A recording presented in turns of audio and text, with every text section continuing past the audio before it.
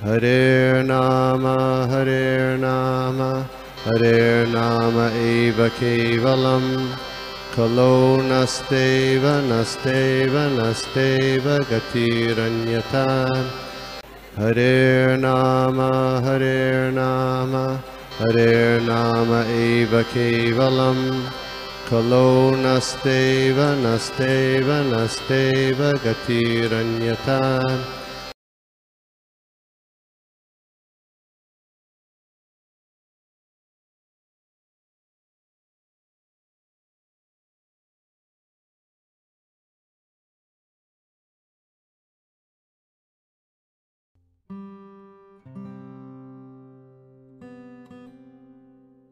अध्याय तो तीसरे अध्याय का नाम है कर्मयोग और कर्मयोग का हम पहला श्लोक देखते हैं। मैं शेयर करता हूं।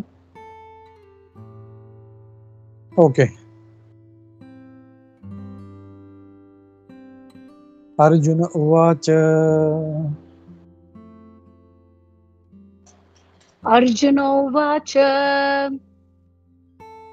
ज्यायसि चेत् कर्मणस्ते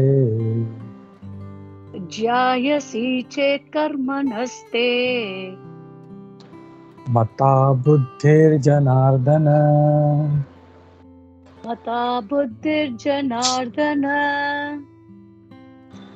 तत्किं कर्माणि घोरे माम् नियोजयसि Keshav.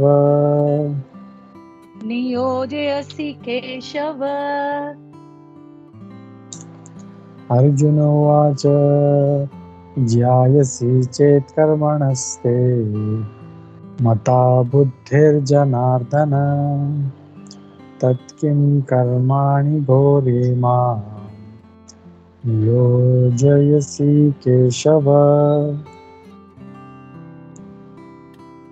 Translation and purport by His Divine Grace Bhakti Vedanta Swami Prabhupada, Jai Shri Prabhupada. The translation: Arjuna said, "O Janardana, O Keshava, why do you want to engage me in this ghastly warfare? If you think that intelligence is better than fruitive work." तो यहाँ पे हम लोग देख रहे हैं, यहाँ पे अर्जुन क्या कह रहा है कि हे जनार्दन, अगर आपको लगता है बुद्धि योग ही सबसे अच्छा है, बुद्धि सबसे अच्छी है, तो आप मुझे ये इस घोरे, इस घोर कर्म में मुझे आप क्यों लगा रहे हैं? एंड व्हाई सेइंग घोर कर्म? Because he has to kill his grandfather. अपने दादाजी का वध करना है, अपने गुरु का वध करना है, अपने भाइयों का, अपने सगे संबंधियों का वध करना है, विच इज वेरी हॉरिबल। तो आप मुझे ऐसे काम में क्यों लगा रहे हैं? तो अर्जुना इस मेकिंग हिज स्टेटमेंट, अर्जुना जो है वो अपना स्टेटमेंट, वो जो हमने देखा दूसरे अध्याय का श्लोका नंबर 49, उसके बेसिस पे कर रहा है। जब भगवान बोलते हैं दूरे नहीं अवरम कर्म बुद्धि योगा धनंजय, कि बुरे कर्मों से दूर रहो और बुद्धि योग में लगो है धनंजय। तो उसके लिए बुरा कर्म यानी अवरम कर्म यही है कि मुझे अपने दादाजी का वध करना है, मेरे गुरु जिसने मुझे बाण पकड़ना सिखाया, धनुष्य पकड़ना सिखाया, उसी को मुझे मारना है। तो why you are asking me this? He is confused, but with confusion वो बेस्ट काम करता है। वापस he is asking his guru now, because Krishna was on his friendly platform, but now he has taken him as guru. अपने गुरु के रूप में उन्होंने भगवान को देख रहे हैं। तो वो इमीडिएटली प्रश्न पूछते हैं कि why are you asking me to do this? Keep me away from all this kind of ghastly warfare. तो ये अर्जुन बोल रहे हैं। तो अगर हम लोग देखें तो भगवान दूसरे अध्याय के ऑलमोस्ट लास्ट के 33 श्लोकों में बुद्धि योग या बुद्धि का जो वर्ड है वो कई बार करते हैं, almost more than 9 to 10 times.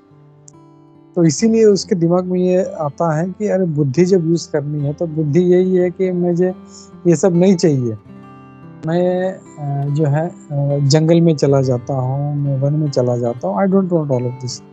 So this is what is his impression, वो उसका दिमाग में ये जो है। तो will see how Lord Krishna will start clearing his doubts. ये उसका जो गलत फहमी है भगवान ये दूर करना शुरू कर देते हैं। तो आचार्य बोलते हैं कि he is using again word Janardana. Does anybody remember what is the meaning of Janardhan? हमने देखा था इसका मीनिंग जनार्दन का।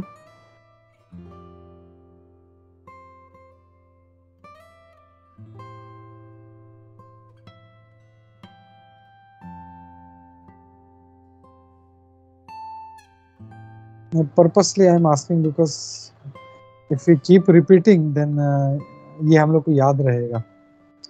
जन अर्दन, इसका अर्थ होता है अर्दन यानी पालन करना, जन का पालन करना। भगवान कृष्ण या भगवान विष्णु जो है वो जन का अर्दन करते हैं। एक मीनिंग ये है और दूसरा मीनिंग है अर्दन करना यानी मारना, जन को मारने वाले। तो दो हो गया, एक पालन करने वाले और एक विनाश करने वाले। तो यहाँ पे ये कह रहे हैं अर्जुन कि श्री विश्वनाथ चक्रवर्ती ठाकुर जी भी बोलते हैं कि जनार्दन यानी जो अपने भक्तों के लिए प्रॉब्लम क्रिएट करते हैं। तो यहाँ पे अर्जुन का मेंटालिटी क्या है कि आप ये युद्ध करने के लिए बोल रहे हो, ऐसा आदेश देके आप मेरे लिए प्रॉब्लम क्रिएट कर रहे हो, मैं कंफ्यूज हो गया, मैं ये क्यों युद्ध करूं। So this is what is saying, you are creating problem for me and you are putting me in trouble. और यहाँ पे अर्जुन जो है भगवान को केशव नियोजसी केशव, तो केशव का अर्थ है क मतलब ब्रह्मा जी, ईश मतलब शिव जी और व मतलब विष्णु। तो यहाँ पे ये कहा गया है कि हे केशव आप इन तीनों के नियंता हो, आप तीनों के कंट्रोलर हो, तो इसीलिए मुझे ये फॉलो ही करना पड़ेगा। लेकिन ऐसा आदेश देके आप जनार्दन यानी मुझे प्रॉब्लम में डाल रहे हो। तो ये हमारे जो आचार्य हैं वो इसका मतलब ये बताते हैं, श्री विश्वनाथ चक्रवर्ती ठाकुर जी इसका ये मीनिंग बताते हैं इसका। तो this is first shloka and इसमें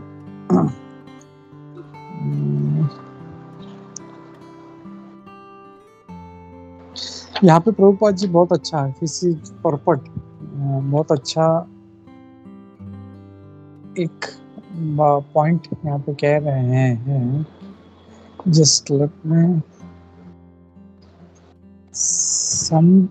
ये वाला, sometimes Krishna consciousness is misunderstood to be inertia. तो कभी कभी लोग कहते हैं अरे कृष्ण भक्ति करने हैं मतलब क्या है, सब कुछ छोड़ के अपना जंगल में जाके बैठ जाना।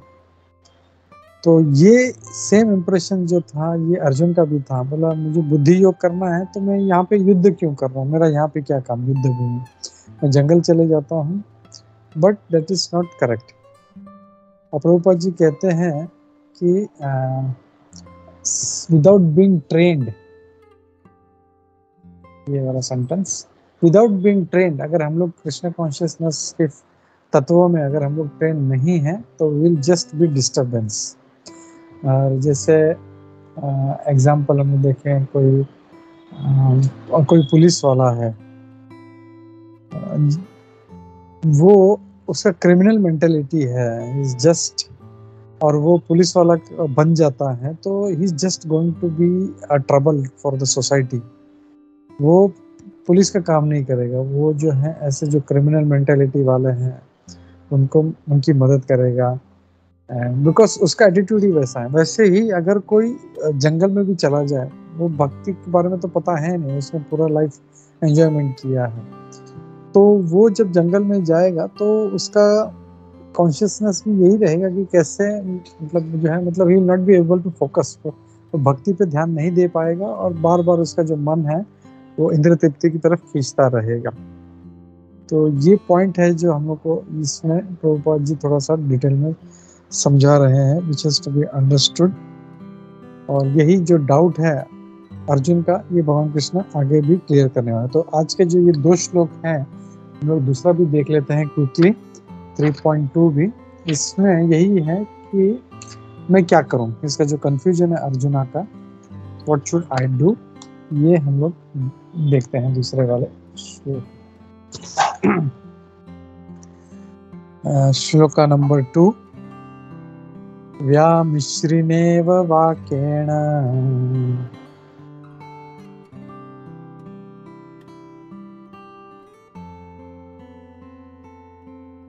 व्यामिश्रेणेव वाक्येन बुद्धिं मोहयसीव मे बुद्धिं मोहयसीव मे तदेकं वद निश्चित्य तदेकं वद निश्चित्य येन श्रेयोऽहम् आप्नुयाम् येन श्रेयोऽहम् आप्नुयाम् येन श्रेयोऽहम् आप्नुयाम् येन श्रेयोऽहम् आप्नुयाम्। इसका translation and purport by his divine necessity Bhaktivedanta Swami Prabhupada, जय श्री प्रभुपाद। यहाँ पे अर्जुन क्या कह रहे हैं, my intelligence is bewildered by your equivocal instructions, therefore please tell me decisively which will be most beneficial for me।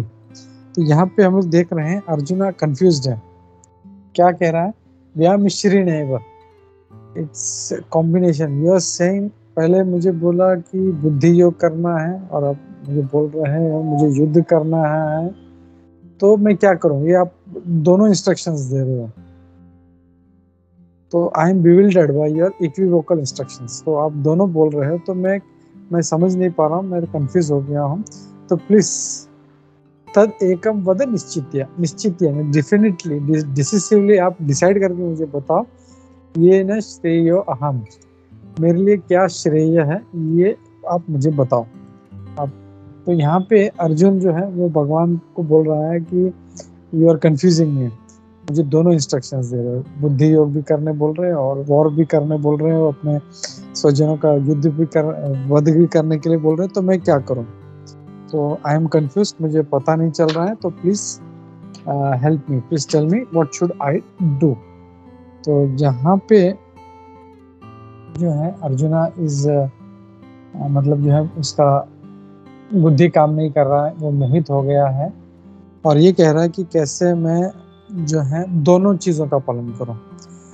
जैसे अगर किसी को बोले आपको ईस्ट जाना है, फिर बोले कोई वेस्ट जाना है, तो वो कंफ्यूज हो जाएगा, मैं ईस्ट में जाऊं या वेस्ट में जाऊं। तो ये अर्जुना का डायलेमा है अभी कि मैं क्या करूं, मैं बुद्धि योग का पालन करूं या मैं युद्ध करूं। This is what is confusion, इसका जो ये है।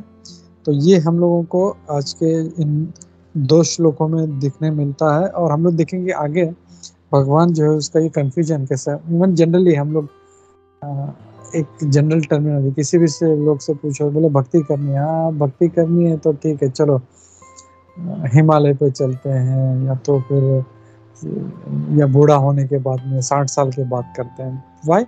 बिकॉज अभी मुझे कर्म करना है। तो भक्ति क्या है, कर्म क्या है, ये सब कुछ उनको क्लियरिटी नहीं है कुछ भी।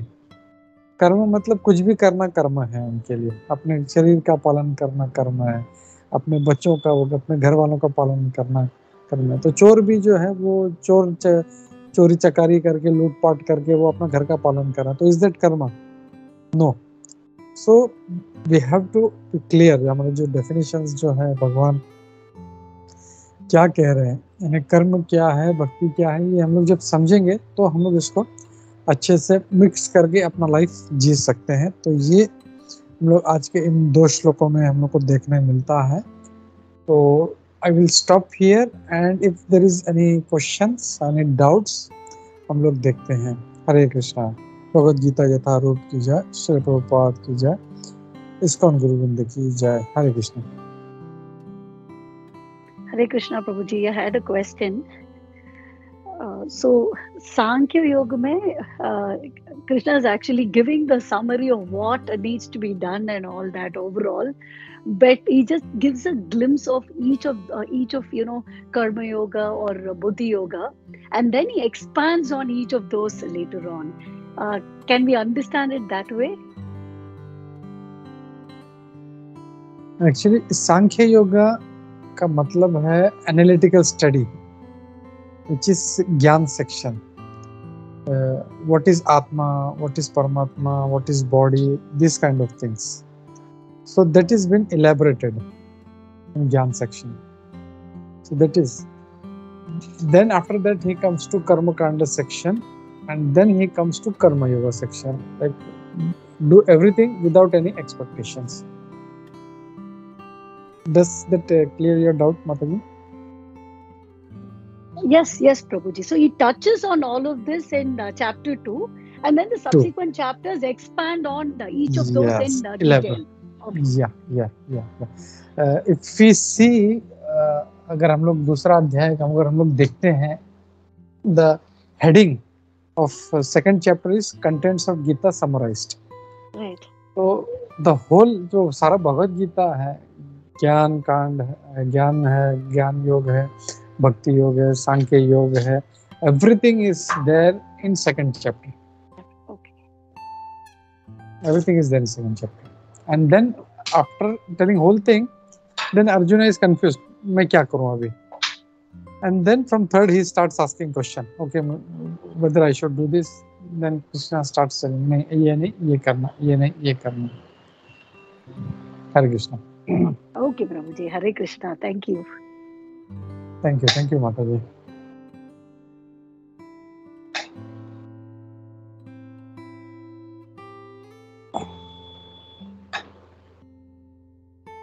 ये Jaya, any questions, any doubts? प्रभु जी धर्मल प्रणाम. प्रभु जी बहुत ही अच्छे से आपने चीजें समझाई. इसमें एक प्रश्न आता है कि जैसे अभी अपने ये सारे माता जी ने भी पूछे कि भगवान ने कैसे अर्जुन को कहा कि क्षत्रिय हो तो लड़ना तो पड़ेगा, तो लेकिन भगवान फिर स्थित प्रज्ञ कभी इसी कोई अर्जुन को ही बताते हैं, तो जो स्थित प्रज्ञ होगा वो लड़ेगा कैसे? उसको तो लड़ने के लिए जोश चाहिए, फिर स्थित प्रज्ञ होगा तो मतलब फिर होगा तो लड़ेगा कैसे प्रभु? हाँ, यही कंफ्यूजन अर्जुन को था कि मैं स्थित प्रज्ञ रहूं या मैं लड़ूं. तो this is a miss interpretation. स्थित प्रज्ञ यानी मुझे ऐसे बैठना है. स्थित प्रज्ञ का मतलब ये नहीं है. स्थित प्रज्ञ means his mind is always on Lord Krishna. लेकिन इसका मतलब ये नहीं कि मुझे काम करना छोड़ना है, मुझे ऑफिस जाना छोड़ना है, बीवी बच्चों को नहीं देखना है, बच्चा उधर रो रहा है, उसने खाना खाया नहीं खाया वो देखना है. नहीं, दैट इज नॉट स्थित प्रज्ञा. स्थित प्रज्ञा मीन्स ये सारा काम करते हुए वो उसका जो कॉन्टेक्ट है वहां पे बना हुआ है, वो दैट इज स्थित प्रज्ञा. जब इंद्रिय तृप्ति का जब समय आता है तो वो इमीडिएटली अपने अंगों को खींच लेता है. He is not involved in sense gratification, but he is always engaged in his duty. उसका जो ड्यूटी है, उसका जो रिस्पॉन्सिबिलिटी है, और इसीलिए भक्तिवेदांत ठाकुर जी बोलते हैं ना, ग्रहे थाको पने थाको सदा हरि बोले थाको. हमें हमेशा, चाहे हम वन में हो, चाहे हम सन्यासी हो, गृहस्थ हो, वानप्रस्थ हो, ब्रह्मचारी हो, हमको भगवान का नाम लेना. तो ये जो कंफ्यूजन है, सेम कंफ्यूजन अर्जुन को भी था कि मैं स्थित प्रज्ञ, मतलब ये वाला स्थित प्रज्ञ. स्थित प्रज्ञ means mind, this is just an external, ऐसे ये सब जो है एक्सटर्नल चीज है, बट माइंड उसका किसी स्त्री के बारे में सोच रहा है, ये क्या, वी डोंट नो. सो यहाँ पे चेंज करना है, यहाँ पे नहीं. हमारे एक्सटर्नल चीज में नहीं, हमारा इंटरनल जो है ना, बाहर का जो हार्डवेयर है उसको चेंज करके फायदा नहीं. इंटरनल सॉफ्टवेयर है उसको चेंज करना है पूरा. जैसे एक i2 मशीन है, ठीक है, उसका बाहर से कुछ भी डाल दो उसमें, भले तुम लेटेस्ट से लेटेस्ट सॉफ्टवेयर डालो, वो भागेगा ही नहीं, वो उसका कैपेसिटी नहीं है उसका. तो हार्डवेयर से चेंज करके कोई फायदा नहीं. जो सॉफ्टवेयर इंटरनल जो उसका जो मेन जो कॉन्फ़िगरेशन है वो चेंज करना है, व्हिच इज हियर. दैट स्थित प्रज्ञ का जो कॉन्शियसनेस है, that has to be changed. Hare Krishna. प्रभु जी, थैंक यू प्रभु जी, बहुत ही अच्छे से आपने बताया प्रभु. इसमें लेकिन टाइम लगता है ना, to change the software. या इट इज नॉट इजी, क्योंकि पूरा लाइफ हम लोग लाइफ क्या पूरा कई करोड़ों जन्मों से यही करते आ रहे हैं, खाओ पियो ऐश करो मजा करो, बस प्रभुपाद जी बोलते ना ईट ड्रिंक बी मैरी, बस यही करते आ रहे हैं। तो क्या होगा, यही हम लोग कोशिश भी करेंगे, हमारे माइंड को कितना भी खींचेंगे, लेकिन मन करोड़ों जन्म से यही करता आ रहा है। तो भाई लेकिन ये टाइम है, अब इसको घोड़े जैसे हम लोग रथ, जैसे प्रभुपाद जी ने फोटो दिया है ना कि वो 5 घोड़ों का रथ है और जो सारथी है वो ऐसा बैठा है, तो अब टाइम है कि हम लोग को वो लगाम जो है वो खींचना शुरू करना है। तो इतना स्पीड पकड़ लिया है उसने, इट इज नॉट इजी, एक पकड़ते ही वो ऐसा ब्रेक मार के नहीं रुक जाएगा, but at least until unless we start pulling that reins, जब तक लगाम खींचना शुरू नहीं करेंगे घोड़े का स्पीड कम नहीं होने वाला है। भले उसको थोड़ा सा वो एक और 1 किलोमीटर आगे चला जाए, लेकिन वो रुकेगा सही वो, लेकिन वो लगाम तो खींचना शुरू करना है हम लोग को। लेकिन छोड़ देंगे तो फिर वो घोड़ा 100 की स्पीड से भागता रहेगा, वो तो कहाँ का कहाँ ले जाएगा हमें। तो इसके लिए बहुत जरूरी है वो लगाम अपने हाथ में हो, और कहाँ पे उसको ढील देना है, कहाँ पे उसको खींचना है, कहाँ पे ब्रेक लगाना है, it is in our hand. तो ये जो कुर्म वाला जो एग्जाम्पल था सेकंड चैप्टर में, कैसे कुर्मा अपने आप को तुरंत पकड़ लेता है और अपने आप को बचा लेता है, और जब चाहिए तभी यूज करता है, उसको जब चाहिए उसको खाना खाना है या चलना है तभी वो अपने अंग बाहर निकलता है, जब नहीं तो immediately when is in danger it pools. तो वैसे ही एक जो स्थित प्रज्ञ है व्यक्ति ऐसे ही है, इसको घर बार चलाना है, परिवार चलाना है, तो he works, it does normal thing. और बहुत सारे एग्जाम्पल है, नरोत्तम दास ठाकुर जी हैं, फिर सनातन गोस्वामी, रूप गोस्वामी, और बहुत सारे रघुनाथ दास जो गोस्वामी हैं, दे वर मिलियनर्स। तो रघुनाथ दास ठाकुर जी भाग रहे थे बार बार, चैतन्य महाप्रभु ने बोला नहीं अब तुम अपना काम करो, जब जरूरत होगी तो मैं तुम्हें बुला लूंगा। तो ही स्टार्टेड वर्किंग नॉर्मली, तो लोगों को लगा कि ये ठीक होगा, but internally his mind was always focusing on कब मुझे बुलाएंगे और कब मैं जाऊंगा। तो वैसे होना चाहिए हम लोगों को। बाहर से लोग को लगे अरे क्या हरे कृष्णा वाला, ये तो सब हमारी तरह ही है, ये भी खाना खाता है, ये भी सोता है, ये भी कपड़े पहनता है, बट उसका चेतना जो है उस व्यक्ति से बिल्कुल अलग है। हरे कृष्णा। हरे कृष्णा प्रभु जी, थैंक यू सो मच प्रभु, बहुत ही अच्छे से बताया प्रभु। एक और प्रश्न था आज, लेकिन यहाँ से आज से थोड़ा रिलेटेड नहीं है, थोड़ा अलग है। प्रभु हम बाहर जाते हैं, हम देखते हैं कि यहाँ पे मैंने देखा है बहुत सारे लोग तिलक लगाते हैं, तो शायद वो इस्कॉन में नए नए आए होंगे, लेकिन हम तो इस्कॉन में हैं, तो हम कभी कभी मतलब बाहर ज्यादा नहीं खाते, पर वो लोग तिलक लगा के भी, हम मतलब मैं तो लगाती नहीं हूँ इतना, पर वो लोग मैंने देखा है तिलक लगा के और वो लोग आते हैं और वो मीन्स बाहर मतलब का खाना। तो हम कभी कभी मजबूरी में, हमको तो पता है फिलॉसफी, लेकिन जो लोग आ रहे हैं प्रभु, ये मतलब सारे लोग ऐसे तिलक एकदम प्रोमिनेंट तिलक लगा के आते हैं। ये तो सही नहीं है ऐसा तिलक लगा के किसी रेस्टोरेंट पर जाके खाना खाना, बिकॉज ये ऐसे ही हो गया कि कोई पुलिस वाला जो है पुलिस का ड्रेस पहन के वो चोरी कर रहा है, वो क्राइम कर रहा है, कोई देखेगा तो बोलेगा अरे ये क्या है, बोले ये कोई पुलिस वाला ही बैंक लूट रहा है, ये तो वैसे नहीं है। एक्चुअली डिवोटीज जब हम लोग तिलक पहनते हैं या धोती कुर्ता पहनते हैं या माता जी लोग साड़ी पहनती है या तभी, तो they are suppose to behave in that जो भी उनका जो प्रेजेंटेशन है वो हिसाब से।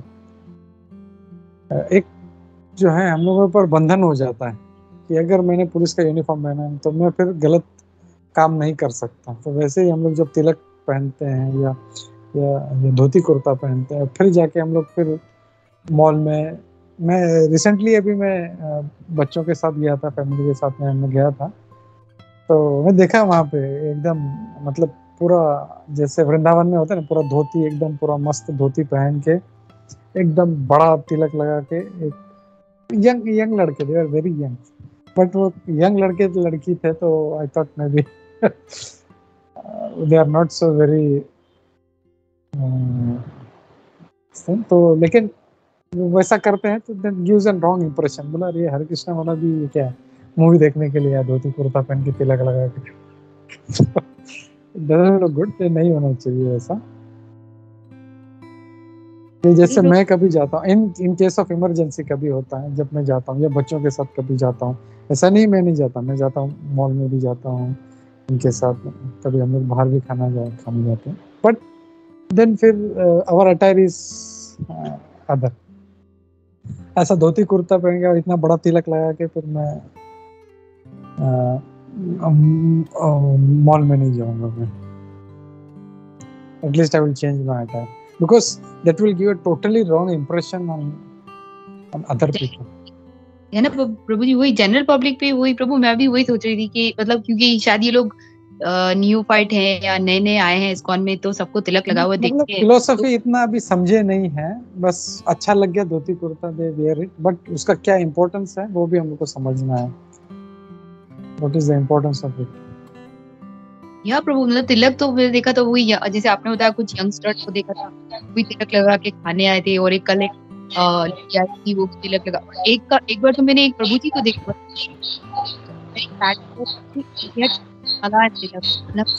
आवाज ब्रेक हो रहा है जया। हरे कृष्ण प्रभु, अभी आ रहा है? तो प्रभु मतलब मैंने एक बार देखा था कि कल भी थोड़े दिन पहले भी हमने देखा था कुछ यंगस्टर्स ही थे, लड़के लड़कियां अलग तिलक लगा के खाने आए थे।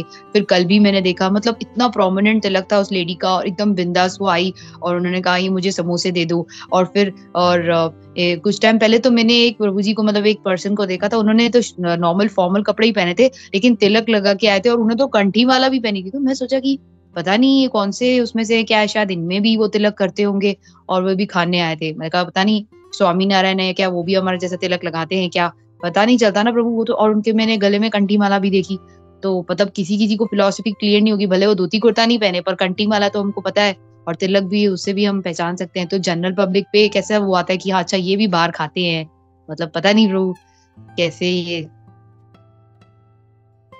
There is in case of emergency there is nothing wrong in eating out, लेकिन यहाँ पे हम लोग को थोड़ा सा क्या बोलते हैं ना, ये डिसर्निंग होना चाहिए हम लोगों को कि मुझे क्या करना है। जैसे मेरे वाइफ का तबीयत कभी कभी नहीं अच्छा होता, कभी खराब होता है, तो I have to eat out. तो ऐसे नहीं है मुझे तो खाना तो बना के दे, बस तेरा तबीयत खराब हो या जो भी हो, नहीं मैं I can not do that. But if I am eating out I will be in proper attire, मतलब धोती कुर्ता पहन के और मैं तिलक लगा के मैं बाहर नहीं जाऊंगा। So that some intelligence we have to use because that is giving an impression on people। हम लोग बाहर जब तिलक लगा के जाते हैं तो उसका मेन पर्पस क्या है? दूसरों को याद दिलाने की, भगवान कृष्ण के बारे में याद दिलाने के लिए। वो जब तिलक देखते हैं, धोती कुर्ता देखते हैं, तो इमीडिएटली उनको भगवान कृष्ण का याद आता है। That is the main purpose. ये दिखाने के लिए नहीं मैं इस्कॉन वाला हूँ, मैं भक्त हूँ, मैं हरे कृष्णा वाला हूँ, या मैं कितना अच्छा डिवोटी हूँ, वो उसके लिए नहीं। It is for others to remind कि उनको याद आए उनको भगवान कृष्ण के बारे में। So that is the purpose. Hare Krishna. Hare Krishna Prabhu. Hare Krishna. What I've realized is the more people are into Krishna consciousness, or more senior the devotees are, more knowledge, they are so humble. It is the people who are new, who tend to be a little bit maybe trying to find their ground or whatever, tend to be a little bit, what to say, flamboyant or flashy with their religious ideologies, with that I'm associated with this. But I've seen the more knowledge, the more the humility is just amazing, from the way they conduct themselves and all that. I think the more knowledge that they have, we slowly realize that there's so much more that we don't know. So I think that's what I've seen. It's like when I see senior, you can see that tejas itself in the face, and the way that they conduct themselves, and automatically, interacting with them, feel like developing all those things. So I feel these are all possibly neophytes, people who want to, get into it, and the first thing is to show off like this. Yeah, they are young blood. So anyway, they have that tendency. So still it is okay, I think, but being in public place, we have to be very careful. Prabhuji, I had a question also. When we're talking about when in this in 3.1, Arjuna is referring to Krishna as Keshava. So you said it's Brahma, Shiva, and Vishnu, right? Vishnu. Because you have all these. Is it also because he's the killer of the Keshi demon? Yeah. Is that also another meaning that's given? Okay. Yeah, you're right, And- Mataji. Because also he had killed Keshi demon, so is also one of the meanings of Keshava. This is one of the meaning, like his control of Ka, Isha, and Vishnu. And there is also one more meaning who has very beautiful Kesh. Hair. Right. Yeah, Okay. Kesh. Okay. So there are like one word has many meanings. But in this context, he's referring to him because of these three qualities. So the context also becomes important. Right? The context is more important. Like I remember one very nice एक अमोघ लीला प्रभु का बहुत अच्छा एक lecture सुना था मैंने. उसमें it says Prabhupada says many things, but in what context he is saying, we have to connect that. Right. Okay. So that is very nice. Maybe there are many things, but we have to see the whole chapter. What is the chapter and why that topic has been brought? And he gave gave a funny example. Like he said, अरे प्रभु क्या गोली दे रहे हो यार. मतलब दिल्ली वाला में easily understand this thing. अरे क्या गोली दे रहे हो. तो गोली का एक मतलब होता है वो बंदूक वाला गोली भी. जब when he's saying क्या गोली दे रहे हो, it doesn't mean that bullet. But in general language it becomes why you're fooling me. So he gave an example and said that this is like we have to understand why that word is used and what is the context. Then we'll be able to do the connection. Sometimes we just say, oh, Prabhupada said like this. They just hear that line. Prabhupada said like this. Prabhupada said like this. But why he is saying, you have to see the whole context. To one devotee, he went to preaching in some country, I don't remember, and there was no vegetables allowed. He was very much like, there is Prabhupada, there is so much cold. It's okay, no problem. You go and preach there. Oh, Prabhupada, there is nothing available, no fruits, no vegetables. Okay, no problem. You go and preach there. He said, Prabhupada, there is only meat available there. Okay, no problem. You go, you eat meat and you preach. So if somebody foolish, he will think, hey, Prabhupada said you can eat meat, you can eat meat. No, but you have to see the whole context. Prabhupada is saying the preaching is the topic, and that's why he's saying for that, even if you have to eat meat and you have to preach, you do that. So that is the context. But you cannot that connection, you cannot misconnect that. The connection is very, very important. Thank you, Hare Krishna, Prabhuji. Thank you, Mata. Hare Krishna. पूजा माता जी, आप कुछ add करना चाहती हैं? हरे कृष्ण प्रभु जी, sorry थोड़ा सा मैंने time शायद देखा नहीं तो लेट क्लास ज्वाइन की मैंने आज. मुझे लगा आज आप नहीं आ रही. नहीं, मैंने एक्चुअली टाइम पे ध्यान नहीं दिया, मैं अपना काम कर रही थी, मैंने मिस कर दिया. इसलिए प्रभु जी जस्ट मुझे ये पूछना था कि जो आत्मा का स्थान है वो हमारे शरीर में क्या किसी एक जगह फिक्स होता है, मतलब कि इस जगह आत्मा है हमारे शरीर में, ऐसा कहीं पे मेंशन है? यस मतलब शास्त्रों में दिया है कि हमारा जो हार्ट है वो हार्ट के रीजन में होता है. मतलब ऐसा नहीं है कि जैसे हार्ट के अंदर होता है. हार्ट का जो रीजन है उस रीजन में आत्मा जो फ्लोट करता है. तो वैसे बहुत से लोग नए लोग जब सुनते हैं कि हार्ट में होता है पूछते हैं क्वेश्चन, अच्छा उसका हार्ट ट्रांसप्लांट कर देंगे तो सोल भी ट्रांसप्लांट हो जाएगा क्या? तो सोल कहाँ गया? No, it is not like that. वो हृददेश है, जैसे I think it is 15th chapter में बोलते हैं हृददेशे अर्जुन तिष्ठति, यानी आत्मा जो है ये जो हार्ट वाला रीजन है उस रीजन में वहां पे आत्मा रहता है, वहां पे है. और भी एक कहीं पे है, मेरे को याद नहीं आ रहा. अगर मैं मिला तो मैं शेयर करता हूँ ग्रुप पे में.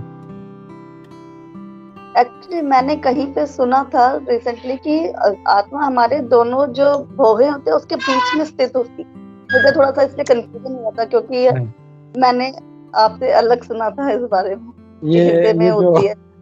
ये जो ध्यान वाले हैं ये उनका फिलोसफी लग रहा है, ये उनका नहीं, क्योंकि शास्त्रों में क्लियरली दिया है, ये जो हमारा हार्ट का रीजन है वहाँ पे स्थित होता है, वहाँ पे वो फ्लोट करता है आत्मा उस उतने एरिया में, क्योंकि हमने देखा था आत्मा का डायमेंशन कितना छोटा है वो, तो वहाँ वहीं पे रहता है आसपास में उसके, वहाँ से वो नहीं जाता, और परमात्मा भी फिर उसके साथ में वहीं पर उस जगह पे होता है वो।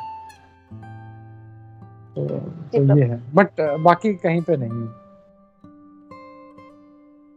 इस चैप्टर से हटके अगर मैं कुछ पूछना चाहूँ तो अभी पूछ सकती हूँ? यस माता जी।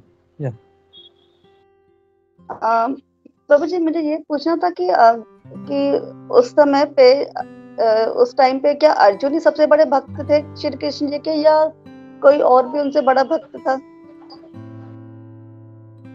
अच्छा, नहीं वैसे भगवान के तो बहुत सारे भक्त हैं माता जी। अर्जुन उनका प्रिय था, जैसे हम लोग देखे विदुर जी भी बहुत बड़े भक्त थे भगवान के।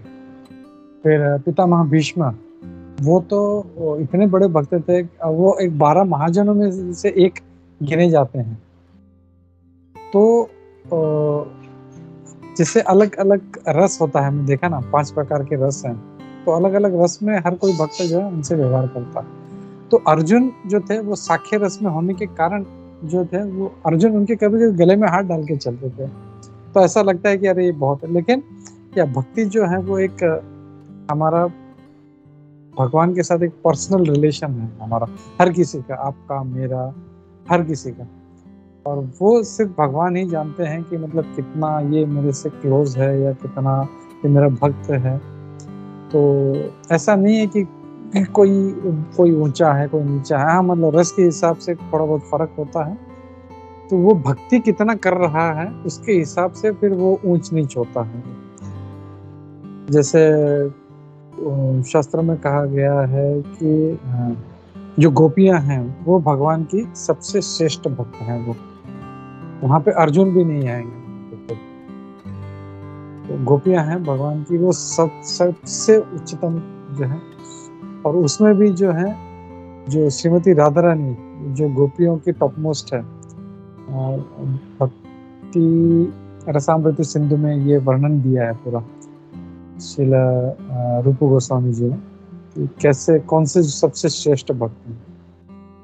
तो हाँ मतलब अगर उस समय देखें तो उस समय अर्जुन जी थे, पितामह भीष्म थे, विदुर जी थे, और भी होंगे, मुझे नाम याद नहीं आ रहा अभी, लेकिन yeah they were all great devotees, nice. और इसीलिए भगवान बोलते हैं ना कि ये यथा माम प्रपद्यन्ते, जो जैसा भक्ति करता है मैं वैसा उससे रेसिप्रोकेट करता हूँ। अगर कोई सिर्फ एक कदम चल रहा है तो भगवान भी एक कदम आगे आते हैं, अगर कोई उनके पास 10 कदम चल गया तो फिर वो 10 कदम आते हैं। तो हमारा भक्ति कितना है उसके ऊपर वो रेसिप्रोकेट करते हैं।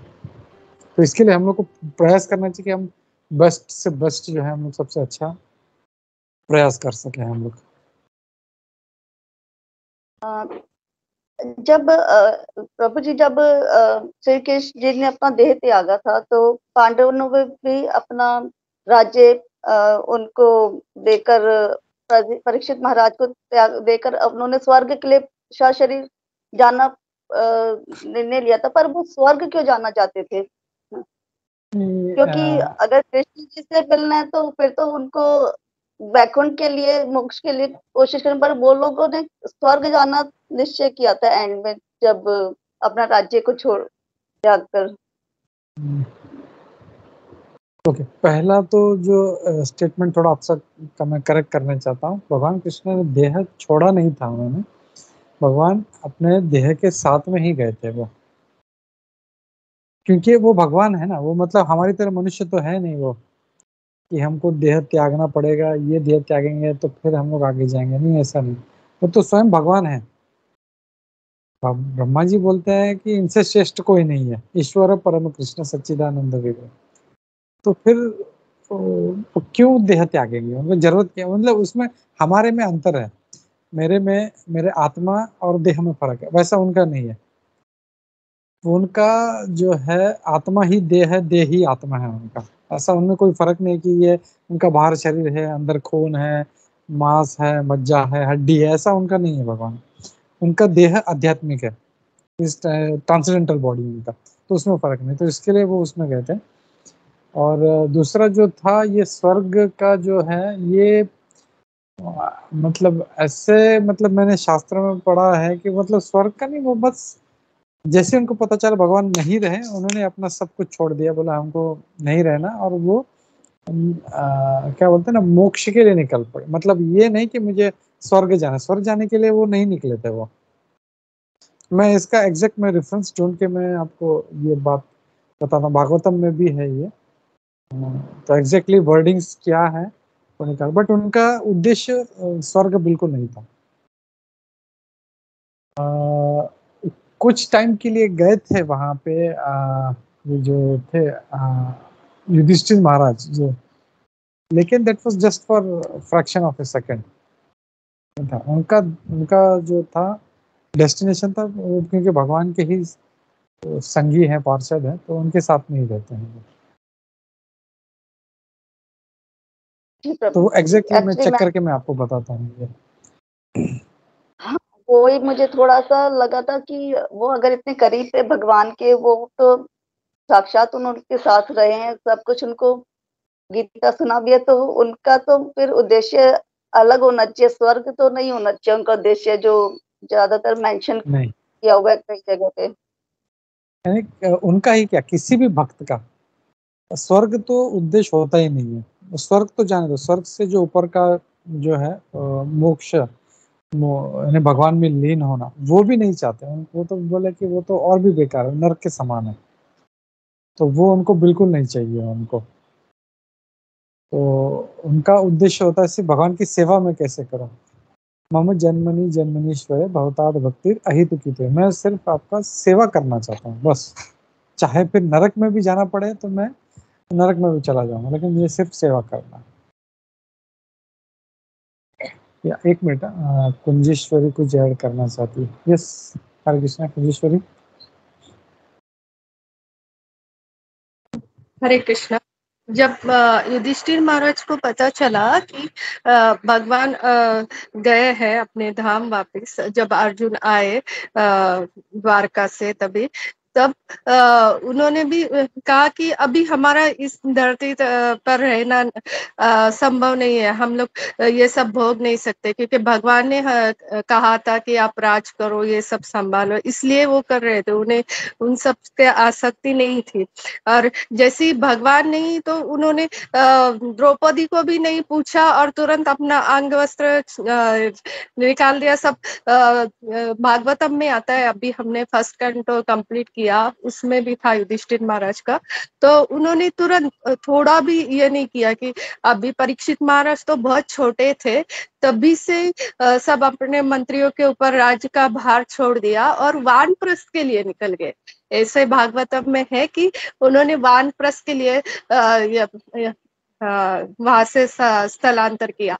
और जैसे ही वानप्रस्थ में गए, फिर पहले द्रौपदी ने ये गंगा में गिर गए, फिर वहां पर उन्होंने पहले अपना देह त्याग दिया, फिर बारी बारी सब चारों गए, और फिर लास्ट में फिर ऐसे ही चलते रहे थे। तब भी फिर वो स्वर्ग की लीला आती है। वो युधिष्ठिर महाराज सिर्फ महाभारत के युद्ध में एक बार सिर्फ झूठ बोलने के लिए कहा था, लेकिन उन्होंने कहा नहीं, इसलिए सिर्फ उन्हें ही स्वर्ग जाना पड़ा, क्योंकि उन्होंने भगवान की बात नहीं सुनी थी, और इसलिए फिर उनके साथ ही यह स्वर्ग का एपिसोड आता है, बाकी किसी के भी नहीं। चारों जो पांडव है, उन्होंने बीच में ही अपना अपना, और द्रौपदी ने देह त्याग दिया था जब वो वानप्रस्थ गए थे। भागवतम में ऐसा करे ये है कि वानप्रस्थ आश्रम गए।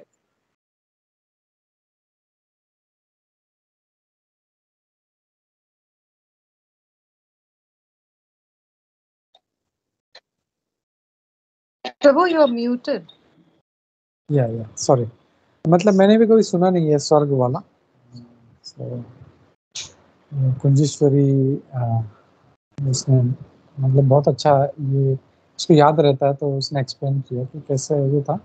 जैसे पता चला कि भगवान चले गए हैं, वैसे ही तुरंत उन्होंने अपना राजपाट सब छोड़ के, ये भी नहीं पूछा कि द्रौपदी तुम चलोगी या मैं जा रहा हूँ, कुछ नहीं, बस तुरंत सब छोड़ दिया, मुकुट निकाल दिया, तुरंत निकल पड़े। जैसे देखा रही है क्या कहाँ जा रहा है, तो पीछे पीछे सारे एक एक निकल पड़े। तो स्वर्ग के लिए नहीं था, कहीं पे ऐसा वर्णन नहीं है, भागवतम में भी नहीं है। विशाखा माता जी, you want to add something? Yeah, I think Kunjeshwari Mataji explained everything very nicely. Actually, like you explained yourself, कि इनकी भी देह जो थी, that was not ordinary. So वो actually eligible थे to go back home or to Vaikuntha in the very same body. So और there is a रास्ता जो स्वर्ग से होता हुआ जाता है, लेकिन जाता वैकुंठ की तरफ है. But बहुत उसमें nobody is eligible to go without dying. Yudhishthir Maharaj was the only one who went, because हमारे में इतनी क्वालिफिकेशन ही नहीं है. और रावण भी इसी रास्ते के बारे में जानता था, तभी तो वो सीढ़ी बना के की कोशिश कर रहा था कि मैं इस रास्ते सभी को भेज दूंगा, खुद भी चला जाऊंगा. So at one point in time, Mahabharat में भी ये लिखा है that they stepped from the material planet onto the next planet, जो ब्रह्म ज्योति वाली planet है, वहां पे उन्होंने पैर रखा, और फिर वहां से वो स्पिरिचुअल वर्ल्ड का जो सदाशिव लोक आता है, वहां पे उन्होंने पैर रखा और वहां गए. सो यस दे वेंट, लेकिन स्वर्ग को क्रॉस करते हुए गए. इट्स नॉट कि वो स्वर्ग ही गए, क्योंकि लोगों को ज्यादा पता नहीं है, तो जितनी उनकी अंडरस्टैंडिंग है, उन्होंने स्वर्ग को पकड़ लिया as the be all and know all, और कि चलो वो तो वहीं गए. लेकिन that was on the way, and they actually, मतलब हाउ डिटैच्ड दे वर, कि इतनी जल्दी चलो मेरा आई एम एन एक्टर, अच्छा प्ले खत्म हो गया क्या, कॉस्ट्यूम उतारो, ग्रीन रूम में रखो, चलो चलते हैं, ऐसा बिहेव किया है ना. वो मेरा कॉस्ट्यूम था ये कि मैं राजा हूँ दुनिया का, I am not attached to that, फटाफट मुकुट उतारो, चलो भाई प्ले खत्म हुआ, लेट्स गो. सो ये चीज है इसमें देखने वाली.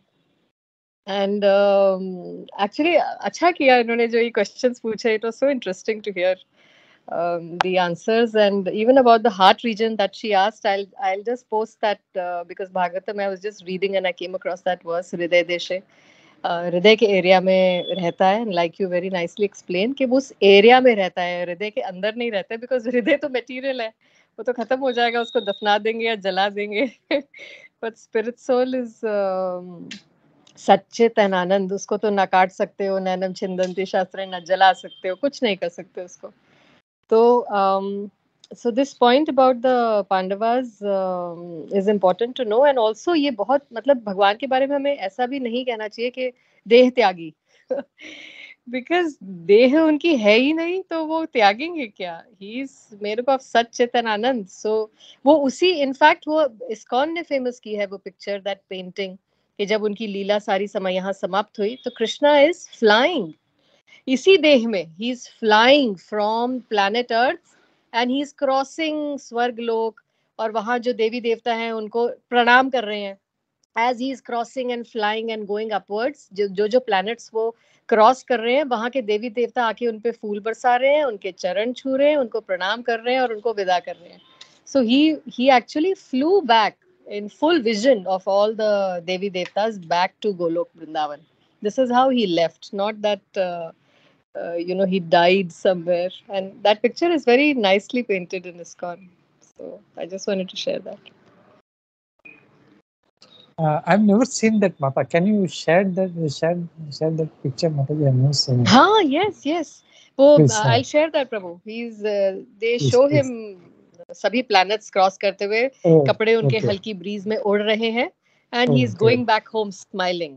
And all the Devi Devtas are, he has finished his Leela, he's going back. Everybody came to see him. And that's how he left. Thank you. नहीं, माता जी ने जैसे बोला कि देह त्याग, उधर ही मेरा स्ट्राइक हो गया, और माता जी जो है गलत बोल रही है, बिकॉज भगवान का ऐसा कभी नहीं होता. जब युधिष्ठिर महाराज या तुकाराम महाराज खुद जब सहदेह जा सकते हैं, वो तो भगवान है, उनको क्या जरूरत है देह त्यागने की. ये बात हम लोग को बहुत nice point. Yeah, nice point. If Tukaram can go, why not the father of Tukaram? Yeah. Thank you, माता जी ने बहुत अच्छा बोला। आई थिंक कुंजेश्वरी कुछ ऐड करना चाहती थी। वही What is that? आपने बोला ना, तुकाराम महाराज और मीराबाई, वही भी उनका ही बोलने वाली थी कि Oh, वो अगर अपने देह का साथ जा सकते हैं तो कृष्णा क्यों नहीं। और फिर चैतन्य महाप्रभु की भी आती है ना बात, तो वो भी अपने देह के साथ ही गए थे, वो भी बता सकते हैं। वो तो स्वयं भगवान थे, उन्होंने भी अपना right. देह नहीं छोड़ा। हाँ, मतलब पॉइंट ये है कि जब भगवान के भक्त कर सकते तो भगवान क्यों नहीं कर सकते।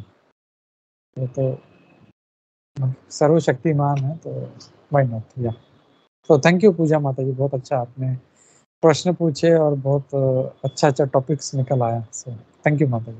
हरे कृष्ण। थैंक यू प्रभु जी। एक्चुअली हम तो अभी काफी इग्नोरेंट है, क्योंकि हमने तो अभी शुरुआत ही की है। अभी आपके लोगों के साथ तो धीरे धीरे ही सीख पाएंगे। आपसे इसी तरह से क्वेश्चन आंसर कर करके ही शायद हम सीख पाए आगे भी। नहीं, इसीलिए क्वेश्चन आंसर बहुत जरूरी है। कभी कभी लोग हिचकिचाते हैं ना, पूछो नहीं पूछो, लेकिन अगर पूछते हैं तो हमारे मन में ये जो डाउट्स है ये फिर क्लियर हो जाता है। अरे मैंने तो ये सुना था, इसका मतलब ऐसा होता है, बोलता नहीं, शास्त्रों में तो ये कहा गया है। तो डाउट्स बहुत पूछना बहुत जरूरी है। और अर्जुन का देखें तो पूरा भगवत गीता ही क्वेश्चन आंसर है। अर्जुन प्रश्न पूछ रहा है, भगवान आंसर दे रहे हैं। अर्जुन प्रश्न पूछ रहा है, भगवान आंसर दे रहे हैं। तो इसी से जो है ये ज्ञान जो है आगे विस्तारित होता है। तो इट्स वेरी वेरी रिक्वायर्ड। हरे कृष्ण। तो जब श्री कृष्ण जी ने गीता अर्जुन को सुनाई थी, तो वहां पे जितने भी लोग थे उनमें से किसी ने सुनी थी, या सिर्फ वो अर्जुन जी के लिए ही थी वो गीत उस समय? क्योंकि धृतराष्ट्र ने तो संजय जी के मुख से सुनी थी, लेकिन बाकी जो लोग वहां प्रेजेंट थे उस रण क्षेत्र में, उनमें से भी क्या किसी ने सुनी थी, या सिर्फ उनको सिर्फ अर्जुन को ही सुनाई थी उन्होंने? आई थिंक जो मैंने सुना है कि बाकी किसी को नहीं पता था, सिर्फ ये डायलॉग बीच में अर्जुन और भगवान कृष्ण के बीच में हो रहा था। और ये संजय वहां पे सुन रहा था, इसके लिए संजय ने धृतराष्ट्र को बताया था। This is what I had very very long back, but मुझे क्लियर नहीं। ये भी मैं एक आपका डाउट जो है मैं फिर से चेक करके मैं आपको बताऊंगा। कुंजेश्वरी या कुंजेश्वरी, भीम के पुत्र क्या नाम है उनका? घटोत्कच। घटोत्कच। Okay okay. या तो मतलब यहाँ से ये क्लियर होता है कि किसी ने नहीं सुना था, या माता जी? या नहीं सुना था सबने। इवन जब उन्होंने विराट रूप अपना दिखाया, वही तो दिखाया बैटलफील्ड पे, but nobody saw that, not even Bhishma Dev, nobody saw that. It was only between Arjun and Krishna, because वैसे भी if you see the, जैसे उन्होंने एरिया डिस्क्राइब किया, इतनी बड़ी वास्ट बैटलफील्ड थी और ये उसके बीचों बीच थे, तो शंख की आवाज ही केवल जा सकती थी, ऐसे वार्तालाप वाली आवाज तो जा भी नहीं सकती थी on both the sides of the armies, है ना। शंख बजाना पड़ता था इतनी जोर से टू कम्युनिकेट कि हाँ हम शुरू कर रहे हैं युद्ध। इतना बड़ा एरिया था। तो that conversation, everybody was wondering कि ये चल क्या रहा है, दोनों बीच में आ गए हैं, ये आपस में क्या बात कर रहे, they were wondering but they couldn't hear. Okay, thank you माता जी। वैजी माता जी, you have to say something. I'll be very quick. I know the time has been, It's okay, Mataji. We have time. Prabhuji, because Puja Mataji had this question on, where, the situated, the heart, and you were telling there's a verse, right? Is it 15.15? Sarvasya chaham hridhi sannivishto. That's where Bhagwan says that I'm situated, as Paramatma in everybody's heart. That is about Paramatma. Right. I am staying there, but she is asking about Atma. So there are two. One is Paramatma and Jivatma. Okay. So is there any other? Yeah, there is one more shloka. I will search and I will. Mataji is also recently she has come across. She will share that, and I think somewhere I have some references, but I have it in office where it is mentioned, so I can share it on Monday. This one shloka I will share it immediately, or Mataji will share it. It is from Bhagavad Gita, जिसमें ये clear होता है कि आत्मा जो है वो इस हृदय के उस रीजन में रहता है वो। Okay Prabhu ji, Hare Krishna, thank you. Thank you माता। हरे कृष्णा। पूजा जी आप कुछ ऐड करना चाहते हैं? नहीं, थैंक यू प्रभु जी, बहुत अच्छा लगा आज आंसर सुन के, क्योंकि काफी कंफ्यूजन था मेरे माइंड में जब मैंने सुना था तो, लेकिन अब काफी क्लैरिटी है कि वो स्वर्ग के लिए नहीं निकले थे, वो उसको आगे जाने के लिए निकले थे, वो ऑन द वे था स्वर्ग। तो उनका वो नहीं था उद्देश्य, उद्देश्य उनका श्री कृष्ण को वैकुंठ मोक्ष के लिए। ये यूट्यूब पे बहुत निकलता है, युधिष्ठिर महाराज स्वर्ग की तरफ निकल पड़े और क्या क्या पता नहीं। तो ये जो है आधा अधूरा ज्ञान होता है, ये उनको खुद को पता नहीं होता है ऐसे सब वीडियो डालने वालों को। इसीलिए बोलते हैं ना कि ज्ञान जो है हमेशा हमको परंपरा के द्वारा लेना चाहिए। हमको भी नहीं पता, लेकिन हमने जो अपने पूर्वज हमारे जो आचार्य हैं उनसे सुना है, हमारे महाराजों से जो परंपरा में है उनसे जब सुनते हैं तो हम लोग भी उसी ज्ञान को बिंदास, हम जैसे पैरेट होता है ना, पैरेट कैसे कुछ एक सुन लेता है तो वही धुन आगे सुना देता है, हम लोग भी वैसे ही पैरेट है बस, और कुछ नहीं हमारा उसमें कुछ नहीं है, बस जो सुना है हम लोग वो आगे उसको रिपीट कर देते हैं उसको। तो यही चीज़ है कि परंपरा में ज्ञान लेना बहुत ज़रूरी है, नहीं तो फिर ये सब गलत चीज़ें फिर कहीं ना कहीं घुस जाती है फिर। हरे कृष्णा। थैंक यू माता जी। विशाखा माता जी, you want to say something? या पूजा माता जी शायद कुछ बोलना चाह रही थी, सॉरी। नहीं नहीं, थैंक यू प्रभु जी। विशाखा माता जी आप कंटिन्यू कर। नहीं, I just wanted to thank you for so nicely summarizing the whole second chapter. I really enjoyed, और मुझे बहुत it was very helpful to me for recapping the entire second chapter and beginning of third. And I just forgot the one point that you had mentioned. वो मुझे बहुत अच्छा लगा. हाँ, although it's a very often asked question, Sanatan Dharma में सब कहते हैं कर्म करो फल की इच्छा मत करो, and I really like that example of चोर भी तो कर्म ही कर रहा है अपना. He is also saying it's a very powerful example कि we really have to decide the definition of karma. It's not कि जो आपको ठीक लग रहा है आप उसको कर्म बोल देंगे. then then all murderers and all thieves can all be released. किसी को punishment की जरूरत ही नहीं है, सब अपने अपना पेट पाल रहे हैं. वो बोले हम तो धर्म का पालन कर रहे हैं कि आपको क्यों फांसी दे रहे हो. हमारा भी छोटा सा बच्चा है, हमारे भी. So that was a very very nice, it made a very impact on me. So very good logic. Thank you so much Prabhu. Thank you माता, थैंक यू. ठीक है, तो आज अच्छा आई थिंक कम लोग थे लेकिन डिस्कशन ज्यादा हो गया आज. एक्चुअली पूजा माता जी ने बहुत अच्छे क्वेश्चंस पूछे, and I want to share. उनको ऐसे लग रहा था कि मैंने क्यों पूछ लिया, इन सबको पता है, बट एक्चुअली मैं भी ऐसा ही सोचती थी, बिकॉज हमारे सनातन धर्म में या एनवायरनमेंट में बिफोर कमिंग टू इस्कॉन हम यही कहानियां सुनकर बड़े हुए हैं. तो ये हमारी गलती नहीं है, because this is what has been taught to us by the previous generation, because उनको भी इतना ही पता है. तो मैं भी यही जानती थी इस्कॉन में आने से पहले, और प्रभुपाद की किताबें पढ़ने के बाद ही मुझे ये आंसर्स मिले हैं. So we were all in the same boat. There's no need to hesitate to ask questions. That's what I. And बहुत जरूरी है अपना जो डाउट्स है उसको क्लियर करना, या अपने जो एक जो सोच, एक विचारधारा जो हमारे बनी हुई है उसको चेक करना क्या ये सही है. So it's very very important. हाँ, एक और धारणा है बहुत कॉमन, जो कहते हैं कि द्रौपदी ने ये बोला था अंधे का पुत्र अंधा, ऐसे दुर्योधन को टॉन्ट मारा था, इसीलिए ये उसने किया. ये भी गलत है, दिस इज मनगढ़ंत. वो प्रभुपाद की किताबें पढ़ो तो देन इट बिकम्स क्लियर कि दिस नेवर हैपेंड. ये कहीं पे जोड़ा गया है. अपने इंडिया में बहुत ही कलाकार लोग हैं. कहीं ना कुछ जोड़ देते हैं बीच में, मसाला थोड़ा सा. इसके वजह से थोड़ा सा डिस्टॉर्शन आ जाता है। Yeah. It was nice. Nice.